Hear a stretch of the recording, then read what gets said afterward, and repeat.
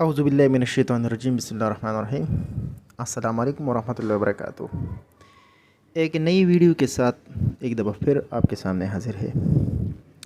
आज की वीडियो में हम डिस्कस करेंगे कि कॉज़ेटिव वर्ब क्या है। देखिए, कुछ काम हम खुद करते हैं और कुछ काम ऐसे होते हैं जो हम दूसरों से करवाते हैं।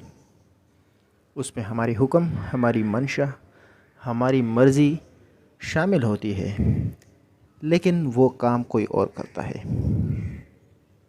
मसलन हमारा मोबाइल अगर ख़राब हो जाए तो हम मैकेनिक से बनवाते हैं। इस तरह घर में बहुत सारी चीज़ें ऐसे हैं जो मैकेनिक के थ्रू हम उसको ठीक करते हैं।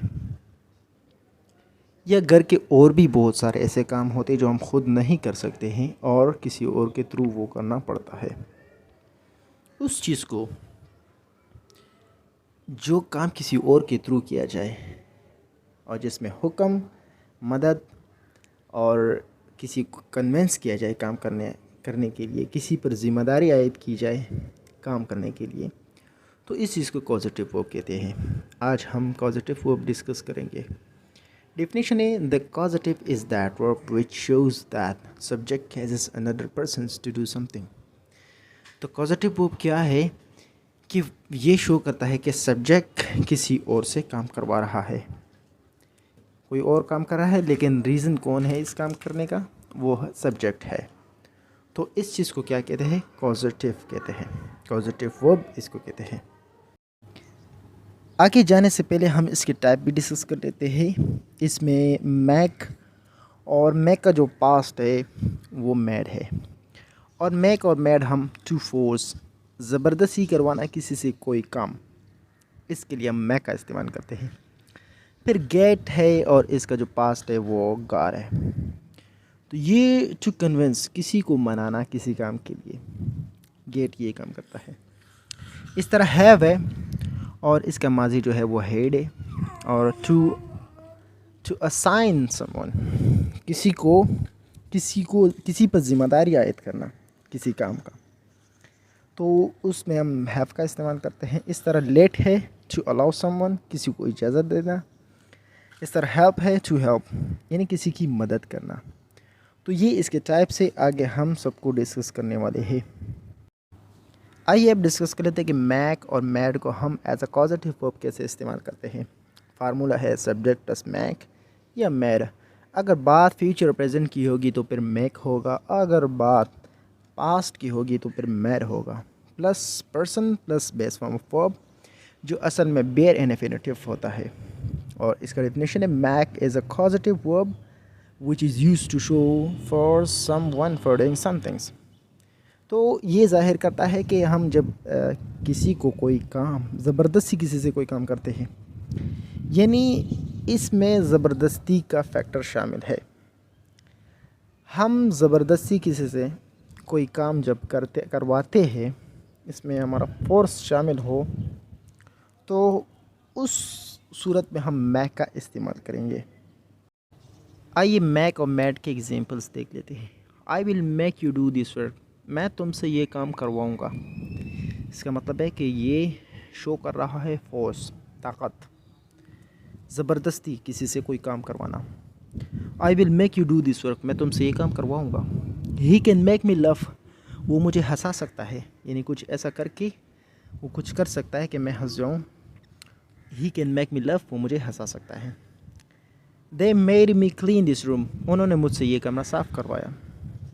अली made असद cry, अली ने असद को रुलाया। We make them fight, हम उनको लड़वाते हैं। तो ये क्या है, इसमें ये शो किया जा रहा है कि कोई काम ज़बरदस्ती किया जा रहा है या कोई काम ज़बरदस्ती किया गया है। तो उम्मीद है आपको मैक्स समझ में आ गया होगा। आइए अब डिस्कस कर लेते हैं हैव और हेड। फार्मूला है subject plus have plus head plus person plus base form. Definition है, have is use to assign any work और ड्यूटी ऑन समवन। तो इसका मतलब है कि किसी के ज़िम्मे कोई काम लगाना और या कोई ड्यूटी लगा देना, या किसी के ज़िम्मे कोई काम लगाकर वो काम उसके हवाले कर देना कि ये काम आपने ऐसा करना है। तो ऐसी सूरत में जिसमें किसी के ज़िम्मे हम काम लगाते हैं, तो ऐसी ज़रूरत में हम क्या करते हैं, हैव और हैड का इस्तेमाल करते हैं। एग्जाम्पल है, I will have Ali clean my car. मैं अली से अपना कार साफ़ करवाऊँगा। इसका मतलब है कि मैं ये ज़िम्मेदारी अली पर लगवा दूँगा तो वो गाड़ी साफ़ करेगा। तो ये जो हैव और हैड है, ये जब हम किसी के ज़िम्मे कोई काम लगा देते हैं तो ऐसी सूरत में हम हैव और हैड का इस्तेमाल करते हैं। He had me complete this work. उसने मुझसे ये काम मुकम्मल करवाया। They have mechanic repair AC. उन्होंने मैकेनिक से एसी रिपेयर करवाया। Ali had Asad cut the vegetables. Ali ने असद से वेजिटेबल कटवाया। We have Ali wash the clothes. हम अली से कपड़े धुलवाते हैं। तो इसमें क्या है, ये हैव और हैड में ये भी पॉजिटिव वर्ब है, लेकिन इसमें क्या है कि इसमें हम किसी के ज़िम्मे कोई काम लगा देते हैं। उम्मीद है आपको हैड और हैव का भी समझ में आ गया होगा। आइए अब गेट और गॉट का डिस्कस कर लेते हैं कि ये क्या है। फार्मूला है सब्जेक्ट प्लस गेट या got plus person plus two plus base form, जिसको हम इन्फिनेटिव कहते हैं। जैसे वो बेर इन्फिनेटिव था तो ये टू इन्फिनेटिव है, यहाँ पर टू का इस्तेमाल होगा। तो डेफिनेशन है, get is use to convince anyone for doing anything. तो हैव में क्या थी, हैव में ये था कि हम किसी के ज़िम्मे कोई काम लगाकर उसे करवाते थे, जबकि गेट में ऐसा नहीं है। गेट में ऐसा है कि हम किसी को कन्विंस कर लेते हैं, इससे रिक्वेस्ट करते, उससे इल्तिजा करते, उसके सामने रोना धोना शुरू कर देते हैं कि वो हमारा ये काम कर दे। एग्जाम्पल देख लेते हैं। I get Ali to wash my car. इसमें टू वॉश आया है, जबकि हैव में सिर्फ वॉश आता, क्योंकि वो बेर इन्फिनेटिव है और बेर इन्फिनेटिव में हम टू का इस्तेमाल नहीं करते, जबकि यहाँ पर टू इन्फिनेटिव का इस्तेमाल हुआ, इसीलिए टू वॉश आया हुआ है। I get Ali to wash my car. मैं अली से अपना कार धुलवाऊँगा। इसका मतलब मैं अली को कन्विंस करूँगा, कार धुलवाने के लिए मैं अली को कन्विंस करूँगा और मैं उससे ये कार धुलवाऊँगा। इस तरह they got me to complete this work. उन्होंने मुझसे ये काम करवाया। उन्होंने क्या किया, ये काम मुझसे करवाया, यानी मुझे इस काम को करने के लिए उन्होंने मुझे कन्विंस किया, उन्होंने मुझसे ये काम करवाया। इसमें मतलब मेरी मर्ज़ी भी शामिल थी। तो ऐसी सूरत में हम क्या करते हैं, गेट का इस्तेमाल करते हैं। We get Asad to speak English. हम असद से इंग्लिश बुलवाते हैं। हम असद से क्या करते हैं, इंग्लिश बुलवाते हैं। She will get me to wash the clothes. वो मुझसे कपड़े धुलवाएगी। वो मुझसे क्या करेगी, कपड़े धुलवाएगी। I got him to give me money. मैंने उसे मनवाया कि मुझे पैसे दे। दरअसल इस सेंटेंस का यही मतलब निकलता है। I got him to give me money.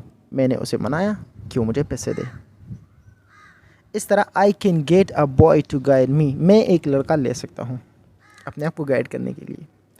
तो यहाँ पर ये जो गेट का मतलब है कि किसी को बाय फोर्स नहीं, बल्कि किसी को कन्विंस किया जाए, उससे रिक्वेस्ट की जाए, उसको मना लिया जाए और उससे अपना काम निकलवाया जाए। तो ऐसी सूरत में हम क्या करते हैं, गेट या गॉट का इस्तेमाल करते हैं। आइए अब डिस्कस कर लेते हैं कि हेल्प को एज ए कॉजेटिव वर्ब हम कैसे इस्तेमाल करते हैं। फार्मूला है subject plus help plus person plus two infinitive या बेस फॉर्म। तो यहाँ पर भी टू इन्फिनेटिव का इस्तेमाल हुआ है, यानी बेर इन्फिनेटिव के बजाय टू इन्फिनेटिव का इस्तेमाल हुआ है। यहाँ पर भी टू प्लस वर्ब आएगा जो इन्फिनेटिव होता है। A definition है help is used to get assistance of anyone for doing something।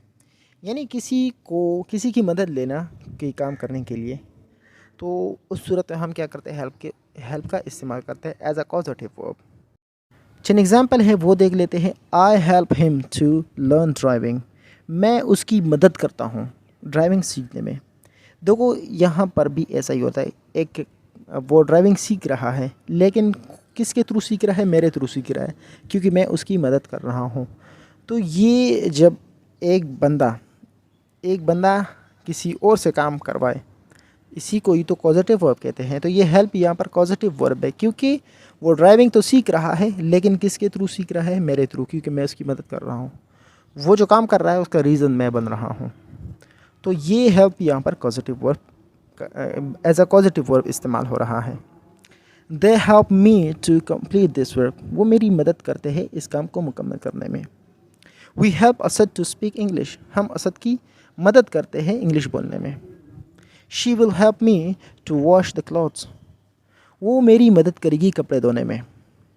Ali help them to run away, Ali ने उनकी मदद की भागने में। अली ने उनकी मदद की भागने में। I can help you to speak English, मैं तुम्हारी मदद कर सकता हूँ इंग्लिश बोलने में। तो यहाँ पर हेल्प भी एज ए कॉजेटिव वो इस्तेमाल हुआ है, क्योंकि इसमें भी एक बंदा दूसरे बंदे से काम करवा रहा है, उसकी असिस्टेंट ले रहा है, उसकी मदद ले रहा है। तो जब एक शख्स किसी और की मदद ले किसी काम में, उसे ही कॉजेटिव वर्ब कहते हैं। डिस्कस करते हैं कि लेट को एज अ कॉजेटिव और हम कैसे इस्तेमाल करते हैं। फार्मूला है subject plus late plus person plus base form, जिसको हम बेर इन्फिनेटिव कहते हैं। यहाँ पर टू इन्फिनेटिव का इस्तेमाल नहीं होगा, यहाँ पर भी बेर इन्फिनेटिव का इस्तेमाल होगा। Definition let is use to take permission by anyone for doing something. तो हम जब कोई काम करते हैं और किसी से परमिशन लेते हैं, तो इस लेट को भी हम क्या कहेंगे? इसको भी हम कॉजेटिव वर्ब कहेंगे, क्योंकि हमारे काम में उसकी मर्ज़ी शामिल होगी। अगर वो इजाज़त देगा तो हम वो काम करेंगे, अगर वो इनकार करेगा तो हम वो काम नहीं करेंगे। इसीलिए लेट भी कॉजेटिव वर्ब होता है। एग्जाम्पल देख लेते हैं। I let him drive my car, मैं उसे अपनी कार चलाने की इजाज़त देता हूँ। I let him drive my car, तो मैं क्या करता हूँ? इजाज़त देता हूँ, तब वो मेरी गाड़ी चलाता है। तो ये मेरा लेट क्या हुआ? ये यहाँ पर पॉजिटिव वर्ब हुआ। इस तरह they let me do this work, वो मुझे ये काम करने की इजाज़त देते हैं। अच्छा जी, इस तरह है teacher let's Asad speak Urdu in class, तो टीचर असद को इजाज़त देता है क्लास में उर्दू बोलने की। She will not let me go with you, वो मुझे तुम्हारे साथ जाने की इजाज़त नहीं देगी। Ali let's me ball fast, Ali मुझे तेज़ बॉल करने की इजाज़त देता है। I can let him go with you, मैं उसे आपके साथ जाने की इजाज़त दे सकता हूँ। तो यहाँ पर लेट भी मुकम्मल हुआ, मुझे दीजिए इजाज़त, खुदा हाफिज़।